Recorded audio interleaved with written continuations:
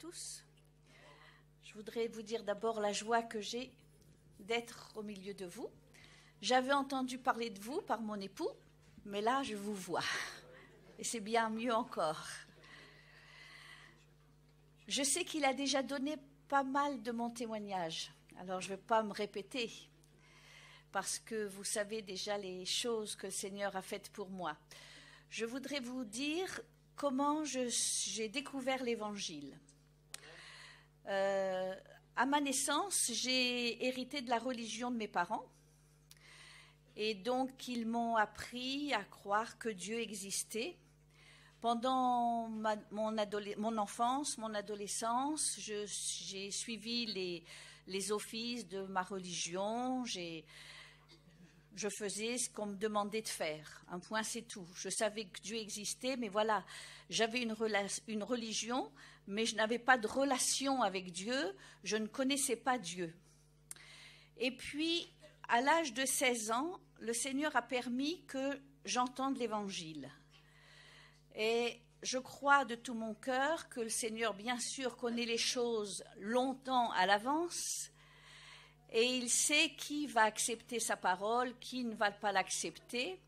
Et je crois que lorsqu'il sait que quelqu'un va accepter sa parole, alors il conduit les circonstances de la vie de cette personne pour qu'elle soit placée un jour face à l'Évangile, pour qu'elle entende la parole de Dieu.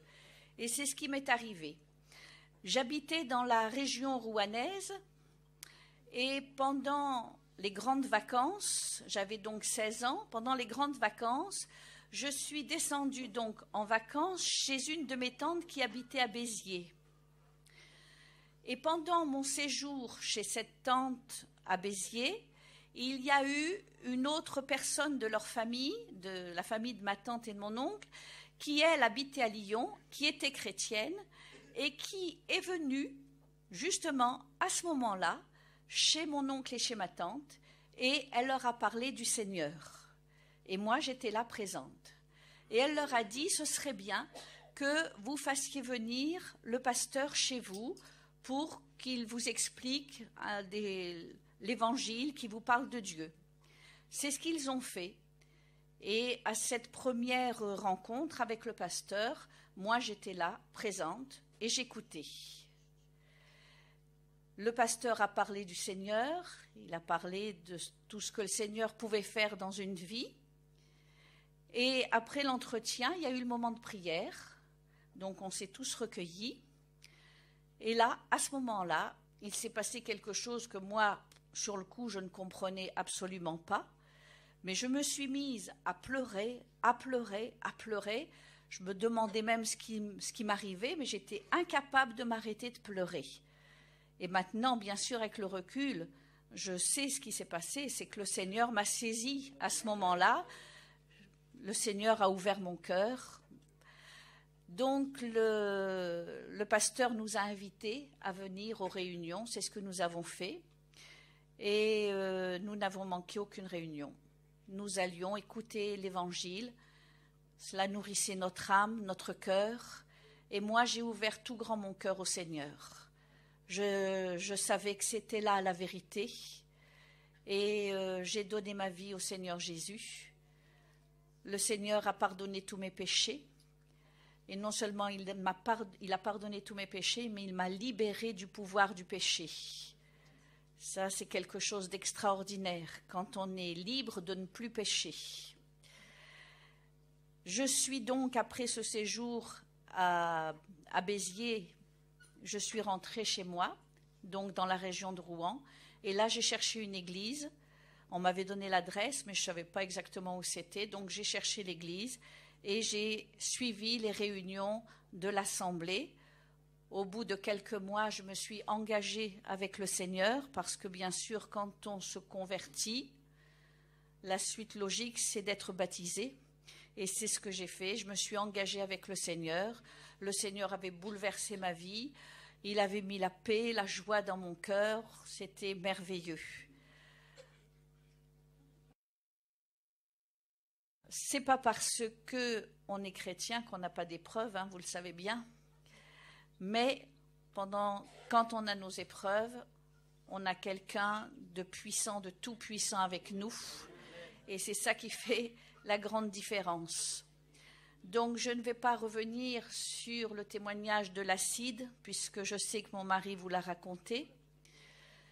Je vais vous raconter le témoignage de la guérison d'un de nos enfants. Je ne pense pas que tu l'aies raconté. Quand notre deuxième fils avait 2 ans, en lui faisant sa toilette un matin, je me suis rendu compte qu'il y avait des vaisseaux qui commençaient à éclater sur ses jambes. Et au fil de la matinée, on a vu que les vaisseaux éclataient de plus en plus, que ça gagnait donc toutes les jambes et ça commençait à gagner le corps. Alors naturellement, on a fait venir le médecin. Quand le médecin a vu l'enfant, il a dit ça peut être 3 choses différentes. Ça peut être la leucémie, ça peut être un purpura infectieux, ça peut être un purpura rhumatoïde. Mais de toute manière, c'est grave et c'est assez grave il faut mettre l'enfant à l'hôpital, il faut l'hospitaliser d'urgence pour qu'on puisse lui passer des examens et savoir exactement à quoi s'en tenir. C'était dans la période juste avant Noël. Alors, mettre un enfant, un petit comme ça, de 2 ans à l'hôpital, juste dans cette période-là, même si ce n'est pas cette période-là, mais bon, mettre un enfant à l'hôpital, on sait ce que c'est et on sait que c'est terrible. Donc, les examens ont été faits et rapidement, les médecins nous ont dit c'est un purpura rhumatoïde. Il va falloir de longs mois pour que l'enfant guérisse et pendant ces longs mois, il faut que l'enfant reste couché. Donc, vous imaginez un petit de 2 ans rester couché comme ça pendant de longs mois. Et on l'a hospitalisé un samedi matin. Le dimanche matin, mon mari était dans son bureau avant le culte, priant le Seigneur et pleurant aussi devant lui à cause de la peine qu'il avait et du souci qu'il avait pour son petit. Et à ce moment-là, le Seigneur a dit dans le cœur de mon mari, Arnold, donc c'est le prénom de notre fils, Arnold ne t'appartient pas. Donc on ne savait pas quelle serait l'issue de cette épreuve-là. Et on a prié, bien évidemment, on a beaucoup pleuré, mais on a beaucoup prié aussi, demandant au Seigneur de faire grâce. Le mardi midi, à Rouen, il y avait donc toute l'équipe pastorale, l'équipe de 7 pasteurs, qui se réunissaient tous les mardis midi dans le jeûne et dans la prière. Et ce mardi-là, pendant ce temps de jeûne et de prière, le Seigneur parle à nouveau au cœur de mon mari et il lui dit « Ton enfant sort demain de l'hôpital ». Alors mon mari se dit « Mais en principe, il y en a pour de longs mois ». Et le Seigneur lui dit « Ton enfant sort demain de l'hôpital ». Pendant que mon mari était au jeûne et à la prière avec les autres pasteurs, moi j'étais partie à l'hôpital pour rendre visite à notre enfant. Et quand je suis arrivée, le grand professeur du service de pédiatrie m'appelle, il me dit « Madame, est-ce que vous pouvez passer dans mon bureau ?» Alors je dis « Oui ». Il me dit « Écoutez, la fièvre a baissé, parce qu'il était monté à 40 de fièvre. La fièvre a baissé, le purpura est en train de régresser, donc en principe, on vous rend votre enfant demain. » Ça correspondait tout à fait à ce que le Seigneur avait dit à mon mari. Donc le lendemain, vous pensez bien qu'on est allé chercher l'enfant? Oui. Et puis, juste avant de partir, l'infirmière chef du service nous dit, vous savez, si vous surveillez bien votre enfant, si vous voyez les articulations gonflées, Si vous sentez que ça ne va pas, surtout vous nous ramenez l'enfant en urgence. Mais nous, on savait bien que ça irait bien, puisque le Seigneur avait dit, ton fils sort demain. Si ça avait été pour le ramener, hein, bon. Donc, ce que le Seigneur fait, il le fait parfaitement. On a sorti l'enfant, on a pu fêter Noël avec lui, et l'enfant n'est jamais retourné à l'hôpital, parce que tout simplement, le Seigneur l'avait guéri complètement. Que le Seigneur soit béni.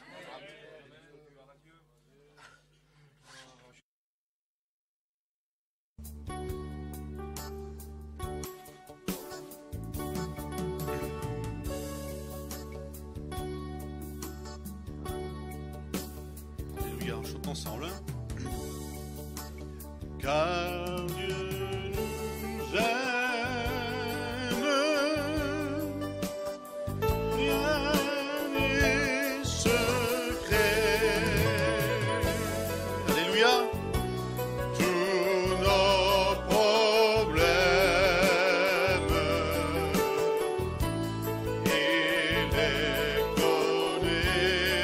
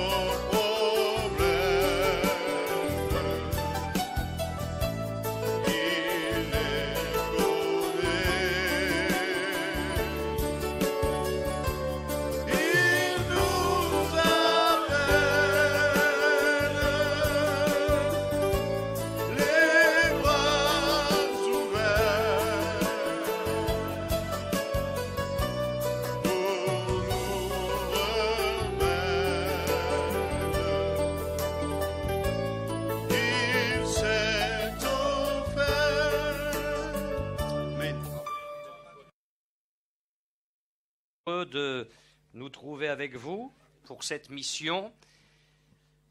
Rassurez-vous, vous avez eu du soleil aujourd'hui, mais à partir de demain, vous aurez de la pluie. Parce que chaque fois que j'arrive quelque part pour une mission, j'amène la douceur normande. Il pleut. D'ailleurs, Manel, à Perpignan, m'a dit, quand c'est un peu trop sec, les agriculteurs disent quand est-ce que Balière arrive. Cela dit, je vous salue très chaleureusement dans le nom de Jésus, heureux de partager avec vous la communion fraternelle, la présence de Dieu, la parole de Dieu durant ces quelques jours. C'est vrai que les événements se précipitent, ça n'arrête pas. Il y a eu et il y a les bouleversements dans certaines nations arabes. Et des choses vont se mettre en place et se durcir contre Israël, c'est une évidence. Et puis il y a ces cataclysmes qui se succèdent les uns aux autres. Nous avons là l'accomplissement des prophéties de Jésus concernant les temps de la fin. Il a dit, entre autres, il y aura des tremblements de terre. Il a dit aussi, il y aura de l'angoisse chez les nations, qui ne sauront que faire au bruit de la mer et des flots. Et quand une vague de 10 mètres arrive sur le rivage et balaie tout sur son passage, on a du mal à ne pas voir là l'accomplissement à la lettre des paroles de Jésus.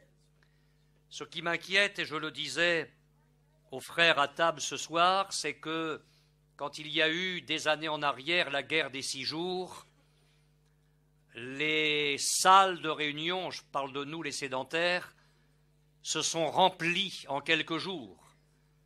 Des chrétiens qui avaient plus ou moins délaissé l'Église, qui étaient devenus des chrétiens du dimanche matin, sont revenus aux réunions de prière, sont revenus soutenir l'évangélisation, sont revenus à l'étude biblique, parce qu'on se disait « le Seigneur revient bientôt ». Quelques dizaines d'années se sont passées, des événements se précipitent plus importants que les uns que les autres, mais plus rien ne bouge. Nos salles ne se remplissent plus pour autant. Ceux qui vivent dans la tiédeur quant à la piété, à la rencontre avec le Seigneur, à la prière, ne changent rien à leur façon de vivre. Les chrétiens qui sont partagés entre le Seigneur et le monde continuent à l'être. On sent qu'il y a un pas de plus de franchi dans les temps de la fin aussi dans ce domaine-là. Il y aura des temps difficiles, a écrit l'apôtre Paul. Les hommes auront l'apparence de la piété, mais vont renier ce qui en fait la force. L'apostasie est en train d'envahir à grande vitesse le peuple de Dieu d'Occident, dont nous faisons partie, et il me semble qu'il faudrait entendre avec les oreilles du cœur la voix qui se fait entendre dans la nuit, « Voici l'époux, allez à sa rencontre », et que nous fassions partie de cette Église, l'épouse bien-aimée, la femme de l'agneau, qui se prépare pour les noces, qui se prépare, afin que lorsque Jésus va paraître, nous ne soyons pas confus et éloignés de lui, mais debout pour notre héritage. Je ne sais pas comment vous vous apprêtez à vivre cette mission, mais elle va être ce que chacun va la faire. La mission, j'ose le dire, ne dépend pas de Dieu. Elle dépend de nous, de nos dispositions de cœur. Si nous ajoutons 3 ou 4 réunions à un programme habituel, je crains que dimanche soir, bien d'entre nous n'auront pas avancé d'1 millimètre dans les choses de Dieu. Mais si notre cœur a soif du Dieu vivant et que nous soyons là avec le désir que Dieu fasse quelque chose dans notre vie pour que nous avancions dans cette mission, alors je crois que le Seigneur veut et peut bénir. Dieu a dit par la bouche du prophète Ésaïe, « Je glorifierai la place où reposent mes pieds. » Je glorifierai la place où reposent mes pieds. Si nous permettons à Dieu dans cette mission de nous visiter, comme il l'a dit, de marcher au milieu de nous, d'habiter avec nous, si pendant cette mission il parvient à poser ses pieds dans ces réunions que nous allons vivre, dans nos foyers, dans nos cœurs, alors il va glorifier la place où il fait reposer ses pieds. Et quand la gloire de Dieu se manifeste, il y a des choses étonnantes, insoupçonnées, qui peuvent se produire pour l'honneur de son nom. Et nous aspirons à cela de tout notre cœur. Quand nous nous sommes vus la dernière fois, nous avons parlé d'Élie. Dans cette mission, j'aimerais vous parler de David. Mais un tout petit peu, parce que pour parler de lui, tel que la Bible en parle, il faudrait bien des mois. Simplement voir avec vous ce qu'a été le départ de sa vie, son appel, son onction, et puis le grand combat qu'il a livré, ça a commencé comme ça, contre Goliath. Et si déjà on arrive à voir ça, ce sera bien. Mais j'aimerais ce soir introduire le sujet en ne parlant pas vraiment de David, mais de Samuel. Ce qu'a été le problème de Samuel quand il s'est agi de faire l'onction du futur roi qu'était le jeune David. Alors j'aimerais lire avec vous ou pour vous dans le premier livre de Samuel au chapitre 16. Premier livre de Samuel, chapitre 16. L'Éternel dit à Samuel, « Quand cesseras-tu de pleurer sur Saül? Je l'ai rejeté afin qu'il ne règne plus sur Israël. Remplis ta corne d'huile et va. Je t'enverrai chez Isaïe, Bethléemite, car j'ai vu parmi ses fils celui que je désire pour roi. » Samuel dit, « Comment irai-je? Saül l'apprendra, et il me tuera. »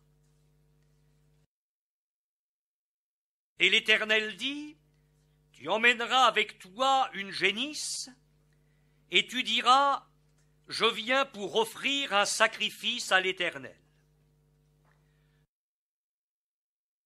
Tu inviteras Isaïe au sacrifice, je te ferai connaître ce que tu dois faire, et tu oindras pour moi celui que je te dirai. Samuel fit ce que l'Éternel avait dit, et il alla à Bethléem. Les anciens de la ville accoururent effrayés au-devant de lui et dirent, « Ton arrivée annonce-t-elle quelque chose d'heureux? » Il répondit, « Oui, je viens pour offrir un sacrifice à l'Éternel. Sanctifiez-vous et venez avec moi au sacrifice. » Il fit aussi sanctifier Isaïe et ses fils, et il les invita au sacrifice. Lorsqu'ils entrèrent, il se dit en voyant Éliab, « Certainement, loin de l'Éternel est ici devant lui. » Et l'Éternel dit à Samuel, « Ne prends point garde à son apparence et à la hauteur de sa taille, car je l'ai rejeté. » L'Éternel ne considère pas ce que l'homme considère. L'homme regarde à ce qui frappe les yeux, mais l'Éternel regarde au cœur. Isaïe appela Abinadab et le fit passer devant Samuel.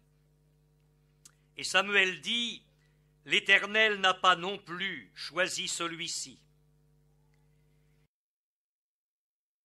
Isaïe fit passer Shamma. Et Samuel dit, « L'Éternel n'a pas non plus choisi celui-ci. » Isaïe fit passer ses 7 fils devant Samuel. Et Samuel dit à Isaïe, « L'Éternel n'a choisi aucun d'eux. »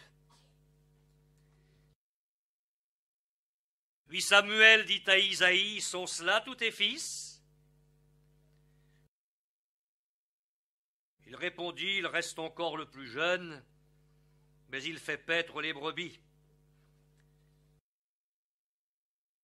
Alors Samuel dit à Isaïe, « Envoie-le chercher, car nous ne nous placerons pas avant qu'il ne soit venu ici. » Isaïe l'envoya chercher. Or il était blond avec de beaux yeux et une belle figure. L'Éternel dit à Samuel, « Lève-toi, oins-le, car c'est lui. » Samuel prit la corne d'huile et l'oignit au milieu de ses frères. L'Esprit de l'Éternel saisit David. À partir de ce jour et dans la suite, Samuel se leva et s'en alla à Rama. Amen.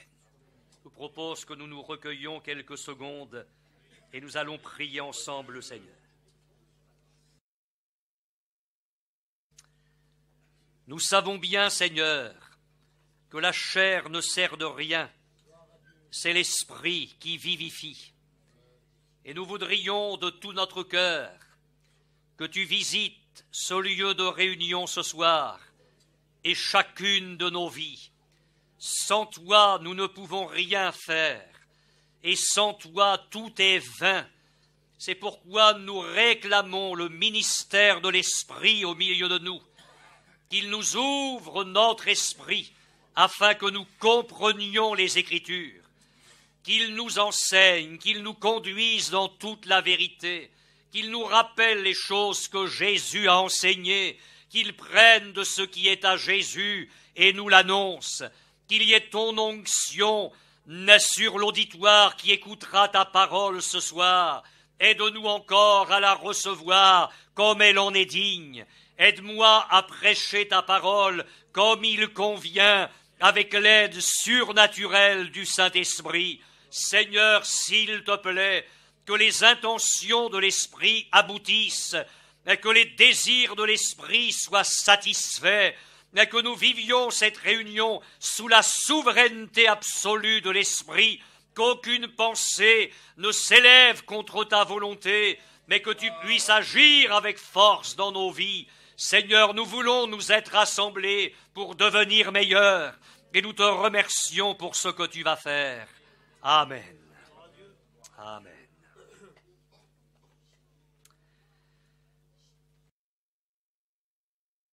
Quand il s'agit des pensées humaines, je dis bien des pensées humaines, même celles d'un juge et d'un prophète comme Samuel, nous remarquons dans notre texte que ces pensées ne sont pas meilleures que chez tout autre être humain. Et que nous avons besoin de veiller chacun pour notre part. Le texte qui a été lu ce soir me semble nous enseigner deux grandes leçons. La première, c'est que dans les choses de Dieu, on ne peut pas se fier au jugement humain. La seconde grande leçon, c'est que en ce qui concerne l'œuvre de Dieu et ceux qui doivent l'accomplir, il y a une différence énorme entre les critères humains et les critères divins.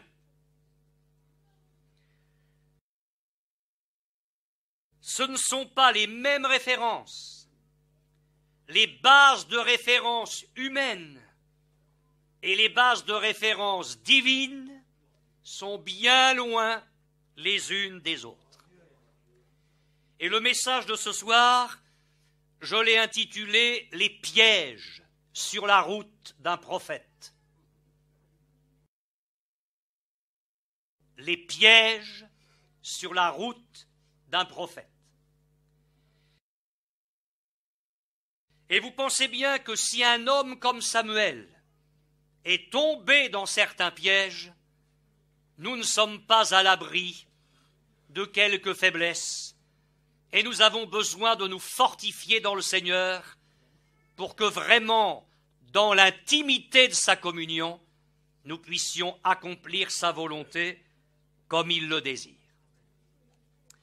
Le premier piège dans lequel tombe Samuel, c'est celui que j'appelle le piège des sentiments. Le Seigneur est venu visiter son prophète. Et dans un moment d'intimité avec lui, le Seigneur a fait ce reproche à Samuel: « Quand cesseras-tu de pleurer sur Saül? Je l'ai rejeté. »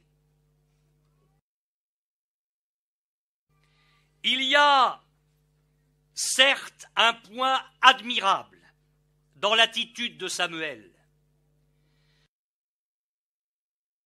C'est sa capacité à pleurer sur celui que Dieu avait rejeté. Avouez qu'il nous est plus facile d'être durs, il nous est plus facile d'être sévères avec les pécheurs que de pleurer abondamment sur leur état. Et je dis que sur ce point-là, nous pouvons envier Samuel et demander à Dieu, par son esprit, un cœur capable de pleurer sur les pécheurs. Lorsque l'apôtre Paul a rassemblé les anciens d'Éphèse, il leur a rappelé qu'il a servi le Seigneur en toute humilité et avec larmes. Paul avait un cœur. Il ne vivait pas dans la sensiblerie, mais il était capable de pleurer spirituellement pour l'œuvre de Dieu. Et nous pouvons réclamer cela au Seigneur. Donne-moi un cœur qui ressemble à ton cœur. Donne-moi d'aimer l'Église. Et quand c'est nécessaire de pleurer sur mes frères, sur mes sœurs, rends-moi capable de le faire. La parole de Dieu nous demande de pleurer avec ceux qui pleurent. Seigneur, donne-moi un cœur passionné pour l'évangélisation. Donne-moi d'aimer les âmes comme tu les aimes et rends-moi capable de pleurer sur l'état des perdus, sur la perdition vers laquelle ils sont en marche. Que mon cœur ne s'enferme pas dans un confort spirituel, dans l'égoïsme, dans l'insensibilité, dans l'indifférence, mais donne-moi un cœur qui ressemble à celui de Jésus, selon qu'il est écrit « Ayez en vous les sentiments qui étaient en Jésus-Christ. » Mais je dis qu'il nous faut une juste mesure. Dieu est un Dieu d'équilibre, toujours. Il nous faut une juste mesure. Et il nous faut veiller à ce que le sentimentalisme dans nos vies ne l'emporte pas sur la spiritualité. Au moment où le Seigneur visite son prophète, il y a quelque chose qui ne va pas. C'est que Samuel n'est pas en harmonie avec les sentiments de Dieu. Et je vais m'expliquer là-dessus assez longuement, c'est un point important de notre vie spirituelle. Samuel est triste quand Dieu ne l'est pas. Samuel est triste quand Dieu ne l'est plus. Samuel pleure encore, alors qu'il devrait s'être arrêté de pleurer depuis longtemps parce que Saül est rejeté. Mais Samuel continue à mener deuil sur Saül, au point que Dieu doit le reprendre à ce sujet-là. Quand cesseras-tu de pleurer? Quand cesseras-tu de pleurer sur Saül? Je l'ai rejeté. Il me soit permis de vous dire, mes frères et sœurs dans la foi, qu'il y a dans nos vies des tristesses qui ne sont pas le reflet d'une haute spiritualité, mais au contraire, qui sont les manifestations de notre âme en décalage avec le cœur de Dieu.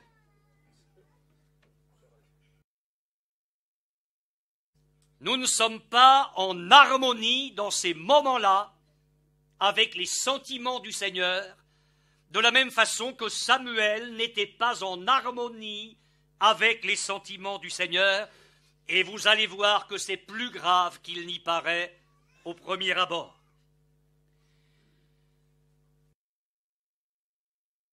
Je remarque une autre chose, c'est que Samuel est dans la crainte quand Dieu est dans la joie.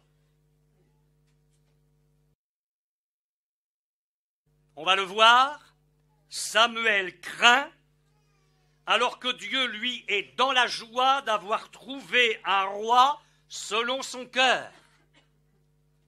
Il a rejeté Saül, mais il peut dire à Samuel, « J'ai vu parmi les fils d'Isaïe celui que je désire pour roi. » Et maintenant, je désire faire de tout cela une application pour votre vie et pour ma vie. Nous devons être extrêmement vigilants quant au mouvement de notre âme. Parce que les sentiments relèvent du domaine de l'âme. Je vais être simple, mais quand même, on va mettre sur le feu une bonne entrecôte ce soir. Nous sommes 3 parties: esprit, âme et corps. Le corps, on sait ce que c'est. L'esprit, c'est la partie de notre être invisible, spirituelle, qui est morte tant que nous sommes dans nos péchés. Quand nous nous convertissons, cette partie-là est rendue à la vie. Vous étiez morts par vos offenses et par vos péchés dans lesquels vous marchiez autrefois. Mais Dieu, qui est riche en miséricorde, nous a rendus à la vie. Et cette partie-là est vivifiée par l'Esprit de Dieu. C'est la partie qui communie avec le Seigneur. C'est là que se situe le siège de notre vie spirituelle. Entre ça et le corps, il y a l'âme. C'est le siège des sentiments.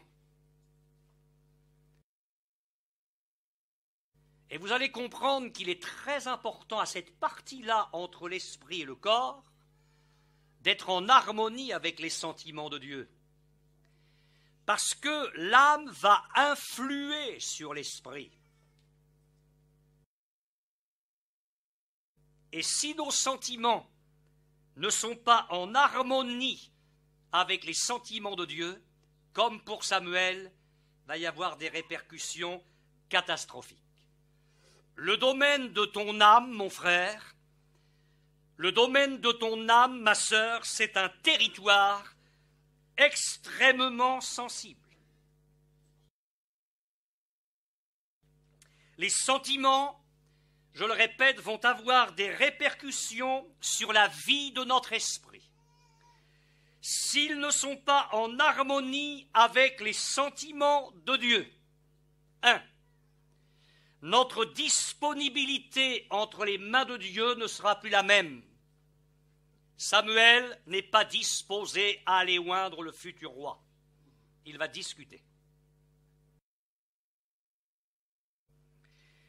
Notre marche, notre service, notre obéissance vont être entamés, abîmés, et nous allons commettre des erreurs comme Samuel.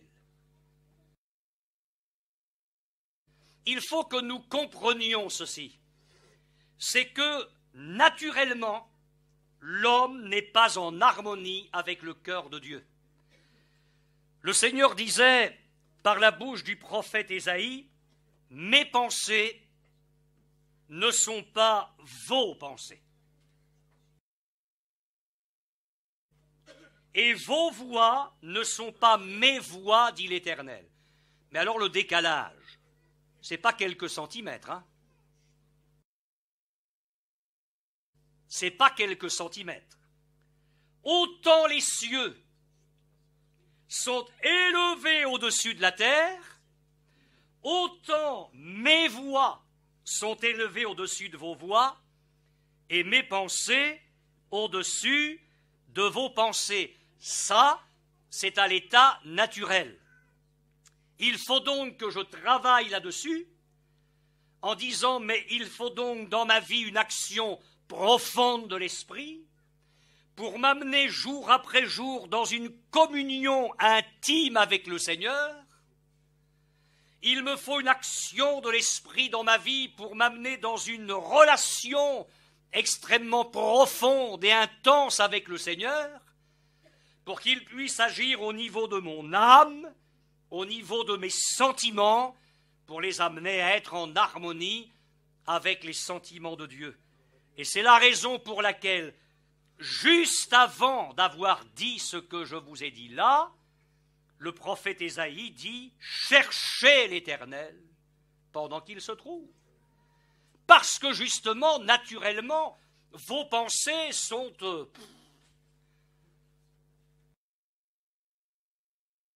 à des milliards de kilomètres des pensées de Dieu. Et vos voix pareilles. Naturellement, c'est comme ça. Et le prophète lance cet appel, mais cherchez l'Éternel pendant qu'il se trouve, et invoquez-le tandis qu'il est prêt. Et de là, l'explication de tous les problèmes que jouent nos sentiments dans la marge de nos églises. Parce qu'il y a des chrétiens qui aiment le Seigneur à leur façon, mais qui n'ont pas avec lui depuis fort longtemps une communion intime. Ils ne marchent pas étroitement attachés au Seigneur, et de ce fait, au niveau de leurs sentiments, il y a un décalage avec les sentiments du Seigneur, et il y a des répercussions catastrophiques dans leur vie. L'apôtre Paul disait à la jeune église de Thessalonique que le Dieu de paix vous sanctifie, lui-même, tout entier. Il y a notre part, mais il y a aussi la part de Dieu, et béni soit le Seigneur pour ça. Que le Dieu de paix vous sanctifie lui-même tout entier, et que tout votre être, l'esprit, l'âme et le corps, soient conservés irrépréhensibles lors de l'avènement de notre Seigneur Jésus-Christ. Je crois que l'une des grandes voies pour que Dieu agisse au niveau de nos sentiments, c'est que notre âme soit en permanence sous le contrôle, sous le gouvernement et sous le jugement de la parole de Dieu. Écoutez bien ça. La parole de Dieu est vivante et efficace, plus tranchante qu'une épée quelconque à deux tranchants. Ça veut dire qu'à un moment donné, elle va nous faire mal.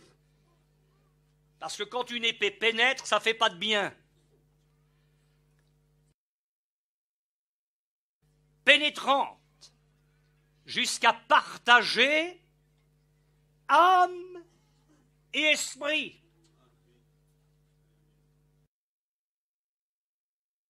Jointures et moelles, elle juge les pensées et les sentiments du cœur. La parole de Dieu va, telle l'épée du Seigneur, agir dans ma vie pour séparer âme et esprit. Elle va séparer ce qui est sentimental de ce qui est spirituel. Et l'histoire de David commence dans le cœur d'un prophète qui est à côté de la plaque, où le Seigneur est obligé d'arriver avec sa parole, parce que le texte commence « L'Éternel dit ». L'Éternel dit. Dieu vient avec son épée qui est sa parole. Et dans le cœur de Samuel, il va faire une opération indispensable, c'est séparer l'âme de l'esprit. Samuel, dans ce moment-là, tu n'es plus un homme spirituel, tu es un homme sentimental. Arrête de pleurer. Tu n'es pas en harmonie avec mes pensées, mes sentiments. Moi, je ne pleure plus. Alors, s'il te plaît, tu t'alignes sur mes sentiments. Arrête de pleurer. J'ai rejeté Saül. Maintenant, il y a une autre voie. J'ai un autre plan. Arrête de pleurer, il faut que tu rentres dans mon plan. Si je vis près de la parole de Dieu et que je la lise, que je la médite, comme il faut le faire, il y a bien des moments où le Seigneur va me dire « Mais pourquoi tu pleures? Réjouis-toi !» Et la parole de Dieu va réajuster les choses. Où Dieu va me dire « Mais pourquoi est-ce que tu te réjouis? Tu ferais mieux de pleurer !» Parce qu'il y a des moments, il ne faut pas se réjouir dans nos réunions. Il faut verser des larmes de repentance. Une réunion n'a pas toujours la même atmosphère. Je suis étonné, dans certaines églises, ça commence toujours pareil, c'est toujours l'euphorie au départ. Est-ce qu'on a réglé nos antennes sur les sentiments de l'esprit pour savoir si lui, à cette heure-là, il a envie de se réjouir de nous et avec nous? Il est indispensable que, comme disait le prophète, il éveille chaque matin mon oreille pour que j'écoute comme écoutent les disciples. Seigneur, que ta parole amène un réglage quotidien dans ma vie, que j'apprenne à ne pas être une chrétienne ou un chrétien sentimental, mais un chrétien spirituel. Alors le deuxième piège, on n'est pas surpris, c'est le piège de la crainte des hommes. Samuel, remplis ta corne d'huile et va. Je t'enverrai chez Isaïe, Bethléemite, car j'ai vu parmi ses fils celui que je désire pour roi. Ben voilà, c'est très simple. Dieu a changé de plan, il bifurque, ça n'a pas marché avec Saül, il a vu quelqu'un qui va devenir un roi selon l'esprit. Alors Samuel, tu y vas. Mais écoutez-le, l'autre.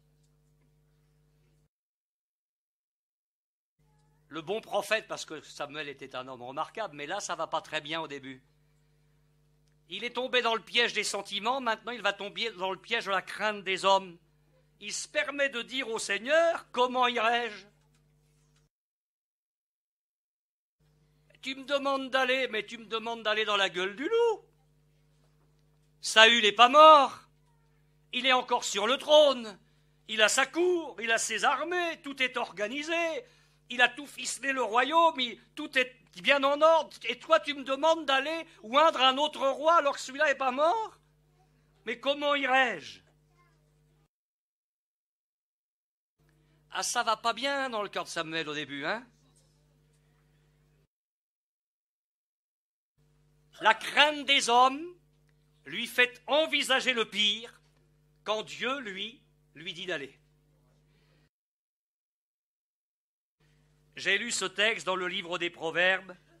La crainte des hommes tente un piège, mais celui qui se confie en l'Éternel est protégé. Je vous lis le texte littéral en hébreu.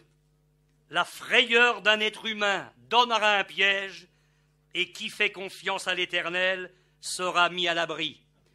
C'est un virus contagieux. Parce que on trouve ça déjà chez Moïse. Pourtant, il a passé 40 ans à l'école biblique du désert. C'est pas 2 fois 2 mois à Gien, c'est 40 ans. Et après 40 ans, conversation entre le candidat et le Seigneur.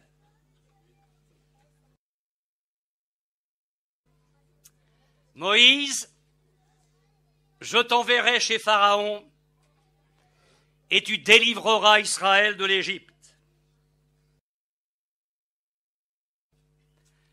Eh bien, après 40 ans d'école biblique du désert, et après avoir entendu la mission que Dieu lui confie, le candidat soulève maintenant des objections. Sa faiblesse, c'est beau, écoutez-le parler, c'est magnifique. Qui suis-je pour aller vers Pharaon? Et qui suis-je pour délivrer Israël de l'Égypte? Magnifique. Après, il y a la réaction du peuple. Ils l'envisagent. Ils ne me croiront pas, ils ne m'écouteront pas, et ils diront, l'Éternel ne t'est pas apparu. Semble connaître le peuple. C'est un bon candidat, ça, hein? Et puis il y a son handicap naturel. Mais écoute, Seigneur, je ne suis pas un homme qui ait la parole facile, et ce n'est ni d'hier, ni d'avant-hier, ni depuis que tu parles à ton serviteur, car j'ai la bouche et la langue embarrassées. On a dit que Moïse était bègue. Merveilleux homme qui sent sa faiblesse. La vérité, c'est qu'il est en train de dissimuler sa crainte et son incrédulité sous des apparences d'humilité. C'est ça la vérité. C'est qu'il est comme Samuel plus tard, c'est qu'il a peur. Il vit dans la crainte des hommes. Alors Dieu vient au secours de Samuel. Tu emmèneras avec toi une génisse et tu diras, je viens pour offrir un sacrifice à l'Éternel. Et là, dans ce tête-à-tête avec le Seigneur, la foi de Samuel est renouvelée par Dieu. Et Samuel finit par obéir. Il est dit dans notre texte, Samuel fit ce que l'Éternel avait dit. Voilà, si c'est possible d'arrêter la réunion dans l'allée, là. Merci beaucoup. Au verset 4, il est dit, Samuel fit ce que l'Éternel avait dit, et il alla à Bethléem. Dieu a réussi à ramener son prophète dans la bonne voie. Il l'a ramené dans la voie de ses sentiments à lui, le Seigneur, et ensuite il le délivre de la crainte des hommes.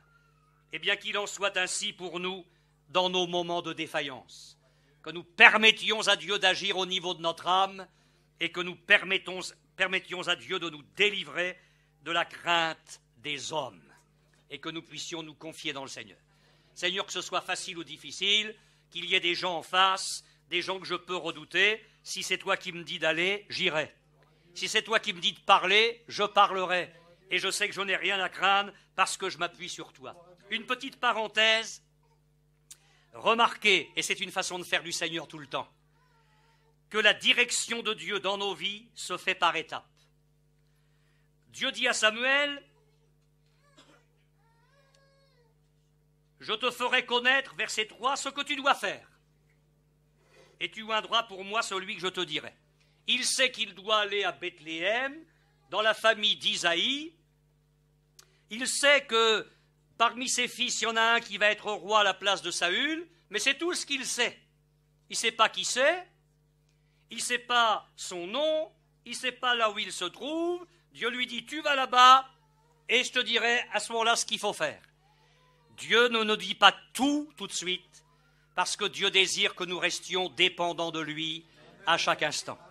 Regardez l'appel d'Abraham. Quitte ton pays, ta famille, ta patrie, et va dans le pays que je te montrerai, et non pas que je te montre. Et l'Épître aux Hébreux nous dit qu'il est parti par la foi sans savoir où il était, où il allait. Tu parles d'un voyageur, même un manouche, il ne sait pas ça. Quand il part, il sait où il va. Abraham, lui, ne savait même pas où il allait. Eh oui, Dieu fait comme ça, pour nous obliger à être dépendants de lui, jour après jour. Pensez bien que si on savait tout de suite, on dirait maintenant, Seigneur, bon courage, on se reverra une autre fois, maintenant je sais tout, j'ai plus besoin de toi. Non, non, non, Dieu ne fait pas comme ça. Il nous en dit un petit peu, et puis il trace la voie au fur et à mesure. Alors il arrive avec sa vache.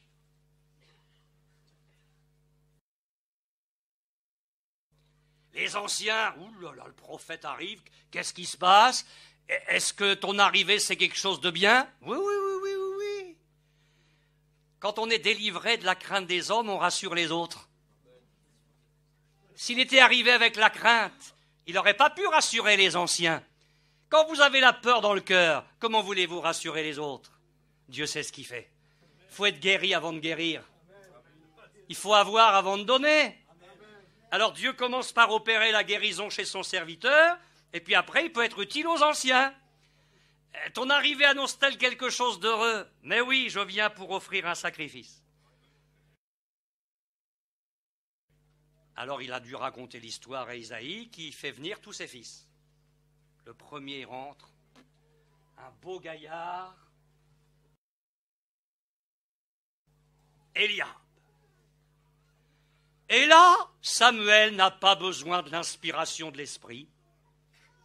Il n'a pas besoin de Dieu quand il voit Eliab.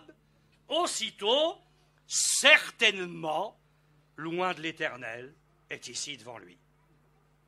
Le troisième piège, je vais vous expliquer le mot après, c'est le piège des stéréotypes.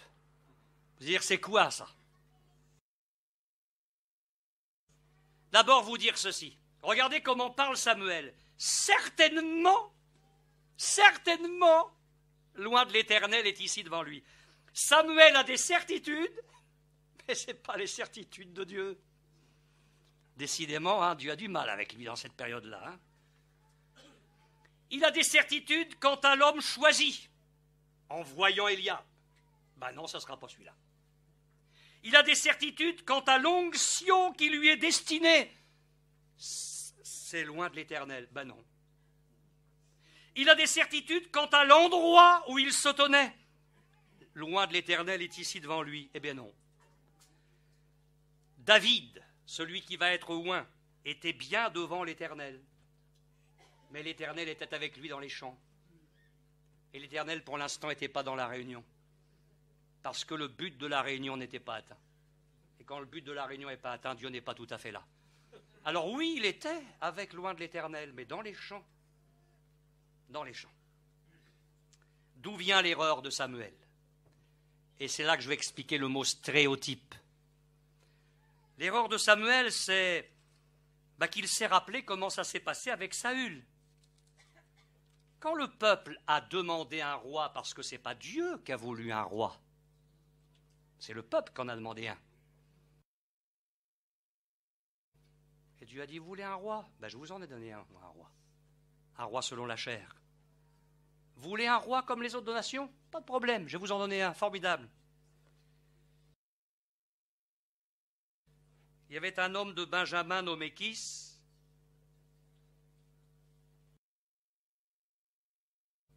C'était un homme fort et vaillant. Il avait un fils du nom de Saül, jeune et beau. Oh, les filles du peuple gitan, si elles avaient vu Samuel, les regards auraient frisé sur Saül. Ah, le gars, il était jeune et beau. Plus beau qu'aucun des enfants d'Israël, et les dépassant tous de la tête. Ça, c'est la chair. C'est la voix de la chair.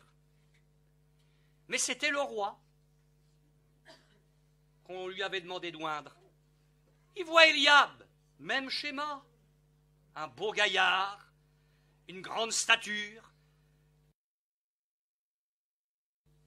Et Samuel est dans un schéma. Il s'enferme dans un schéma. Dieu a choisi Saül qui est de ce gabarit-là, donc il va choisir Eliab. Eh bien non. Notre Dieu n'est pas un monument. Notre Dieu est un Dieu en mouvement. Et après le roi selon la chair, Dieu va se choisir un roi selon l'esprit. Et Samuel a tort de penser que Dieu s'enferme dans des schémas.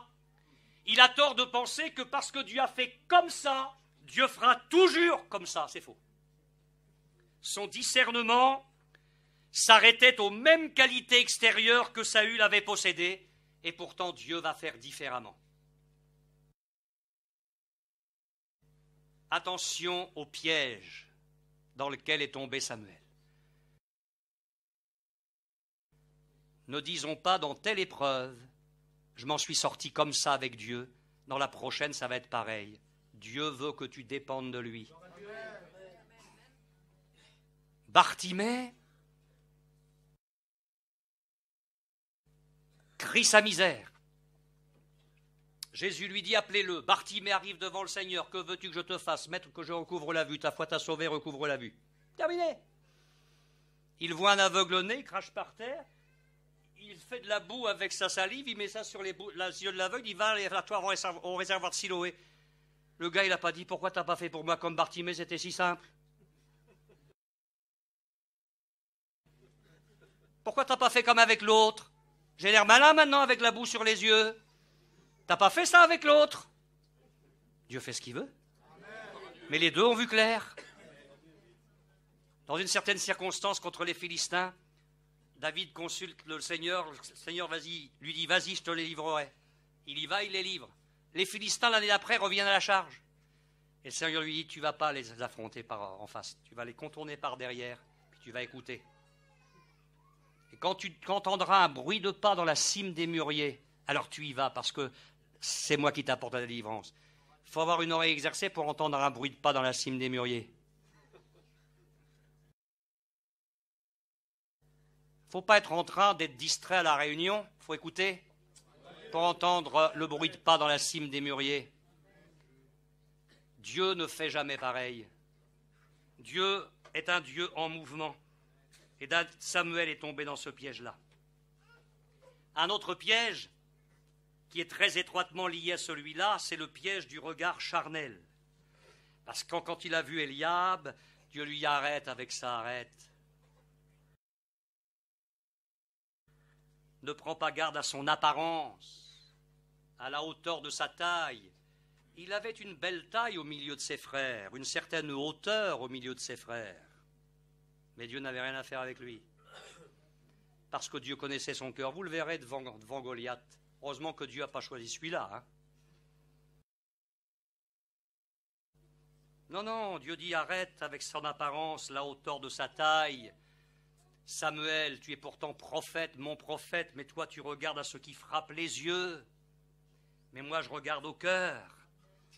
Alors c'est pas un manquement positif chez Samuel, mais je crois que Samuel trahit à ce moment-là, par sa manière de penser, un état qui n'est pas celui d'une vraie communion avec Dieu. Parce que si Samuel avait été dans une vraie communion avec Dieu, il aurait tout de suite senti qu'Éliab n'était pas le gars choisi par le Seigneur. Alors Dieu va lui apprendre une grande leçon. Tu ne regardes pas l'apparence. Tu ne regardes pas la hauteur de la taille. Tu ne regardes pas ce qui frappe les yeux. Moi, je regarde au cœur. Job avait appris cette leçon. Quand il dit à Dieu, as-tu des yeux de chair? Vois-tu comme voit un homme? Mais Job savait bien que Dieu ne voyait pas comme les hommes voient. Jésus connaissait parfaitement le caractère du Père Céleste. Quand il s'adresse aux chefs religieux, vous cherchez à paraître juste devant les hommes, mais Dieu connaît vos cœurs. Il faut absolument que nous vivions près du Seigneur pour avoir du discernement. Le mot discernement, c'est la capacité de voir à travers, de voir au-delà des apparences, au-delà de ce que j'entends, des belles paroles, au-delà de ce que je vois, mais que je puisse discerner avec l'aide du Seigneur ce qui est vraiment derrière tout cela, pour ne pas me laisser piéger. Et puis, mais là ça va devenir bien. Samuel, cette fois, va éviter, enfin, un cinquième piège, c'est le piège de la logique humaine. Suivez-moi bien, c'est Sam comme bonjour.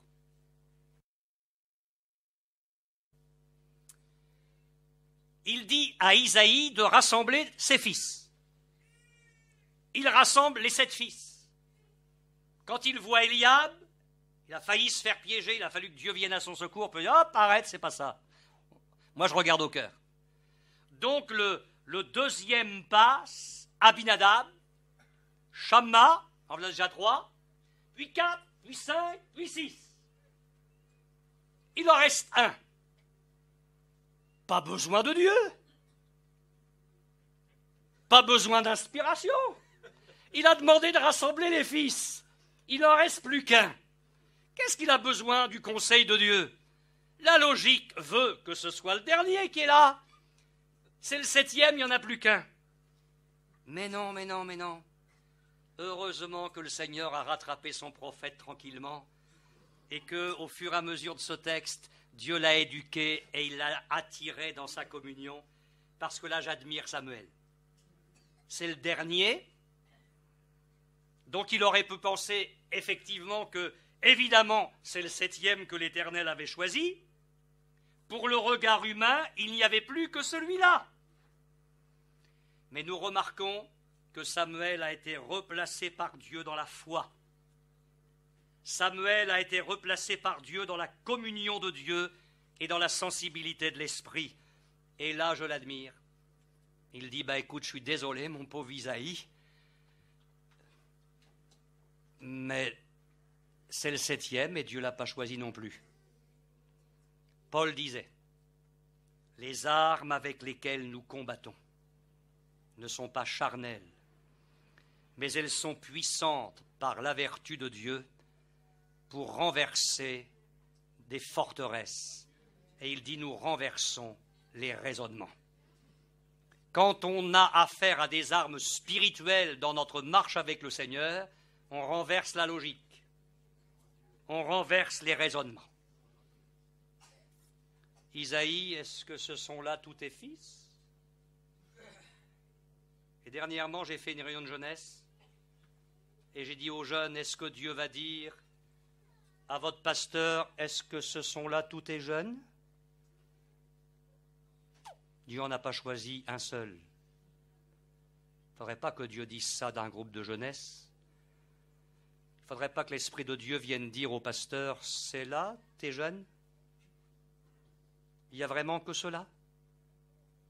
C'est là ton Église qui se dit prête pour mon retour? Sont cela tous tes fils? Pasteur, sont cela toutes tes filles? Que nous puissions dire, Seigneur, oui, on est là, mais on est là comme des gens que tu ne vas pas rejeter, mais que tu vas accepter parce qu'on va mettre le paquet pour vivre une vie spirituelle à fond. Alors Isaïe dit, ah bah oui, c'est vrai, il y en a encore un. Le 8e, c'est le petit dernier, là, tu crois qu'il faut faire venir, lui? Tu sais, c'est le petit jeune, hein, lui, bon, il fait paître les brebis, quoi, il sent le mouton, hein. Bah écoute, tu le fais venir parce qu'on commencera rien tant qu'il ne sera pas arrivé. On ne peut pas rien faire de bien dans le plan de Dieu tant que ce n'est pas au top, comme Dieu le veut. Alors on ne va rien commencer, ce n'est pas la peine de commencer quoi que ce soit, tant qu'il ne va pas être là. Alors je ne sais pas qui est allé le chercher, parce que là, du coup, la logique va fonctionner, hein. Celui qui a été le chercher, il a dû se dire, bah, il n'y en a plus qu'un, là, cette fois, c'est sûr que c'est lui. Alors on a dû dire au petit berger, écoute, quitte tes brebis, change de vêtements, lave-toi, mets-toi propre, parce que finalement, tu es invité à la fête de famille, quoi. On ne t'avait pas invité, mais le pasteur, il te demande.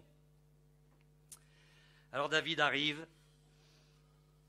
blond, enfin, je ne sais pas si je vous dirai 2 mots là-dessus dans une prochaine réunion, de beaux yeux, ça recommence, une belle figure, mais ce n'est pas pour ça que Dieu le choisit. Il aurait pu être moche, ça n'aurait rien changé.